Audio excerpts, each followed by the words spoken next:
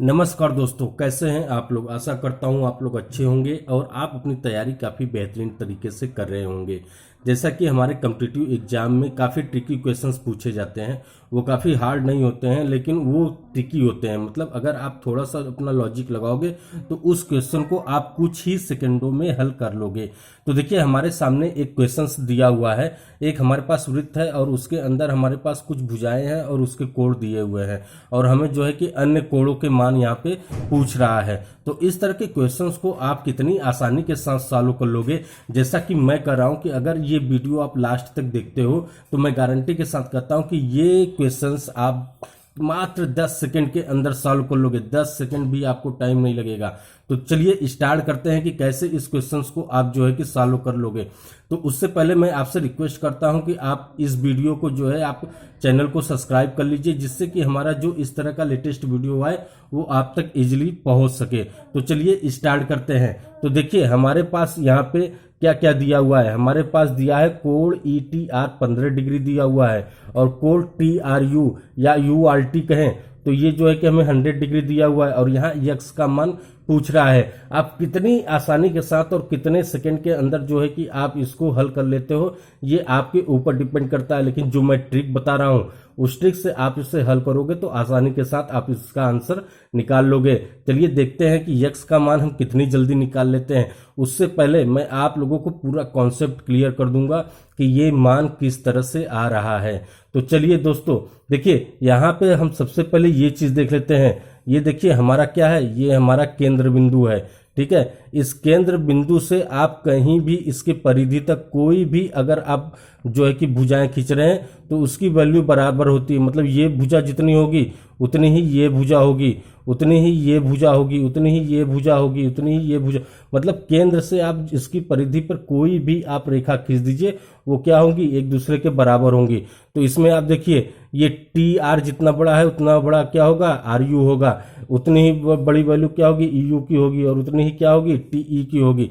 मतलब कि ये भुजाएं क्या है, केंद्र से ये भुजाएं क्या है, ये बराबर है। ठीक है, ये बराबर है, सॉरी ये नहीं, ये आपकी TR और RU क्या है, एक दूसरे के बराबर है। तो देखिए इस चीज को आप ध्यान से देखिएगा।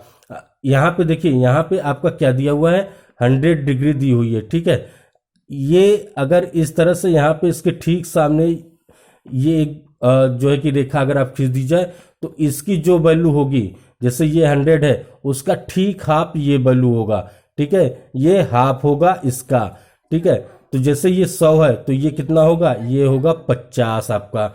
मतलब कि अगर ये वैल्यू दी हुई है तो ये क्या होगी, दुगनी होगी। अगर ये वैल्यू दी हुई तो ये क्या होगी, इसकी हाफ होगी।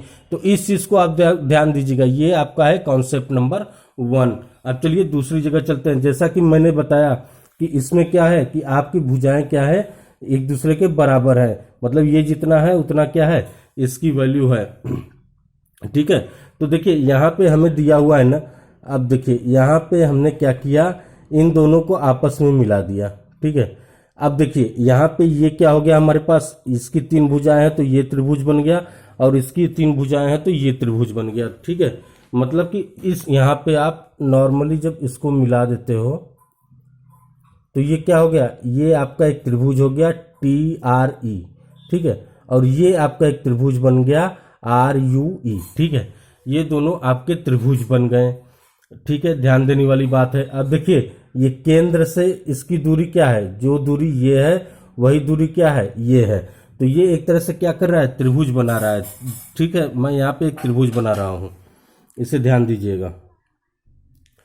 ये मान लिए ये आपका त्रिभुज बन गया। ठीक है, अब त्रिभुज में क्या है, ये भुजा बराबर है। देखिए जो भुजा की लंबाई ये है वही भुजा की लंबाई ये है।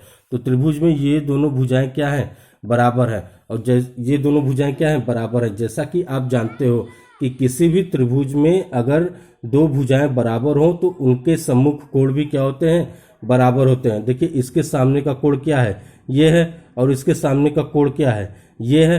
तो अगर ये दोनों भुजाएं हैं तो इसके सामने के कोण भी क्या होंगे, बराबर होंगे। मतलब ये अगर 20 डिग्री होगा तो ये भी क्या होगा, 20 डिग्री होगा। अगर ये 15 डिग्री है तो ये भी क्या होगा, 15 डिग्री है। ठीक है, तो मतलब कि इस तरह के त्रिभुज जिसमें 2 भुजाएं बराबर हो तो उसके सम्मुख कोण भी क्या होते हैं, बराबर होते हैं। ठीक है, अब देखिए इसमें आप कॉन्सेप्ट देखिए, हमने जो चीज बताई कि इस ये अगर 100 है तो ये इसका ठीक हाफ होगा। अब देखिए यहाँ पे 100 दिया हुआ है ना, तो इसकी पूरी वैल्यू कितनी हो जाएगी दोस्तों, इसकी पूरी वैल्यू हो जाएगी 50 डिग्री। मतलब कि ये जो कोण है आपका, ये आपका 50 डिग्री है, ठीक है। अब देखिए हमने 20 से एक लाइन खींची है, तो ये जो है दो पार्ट में विभाजित हो गया। ये एक त्रिभुज बना रहा है और ये एक त्रिभुज बना रहा है।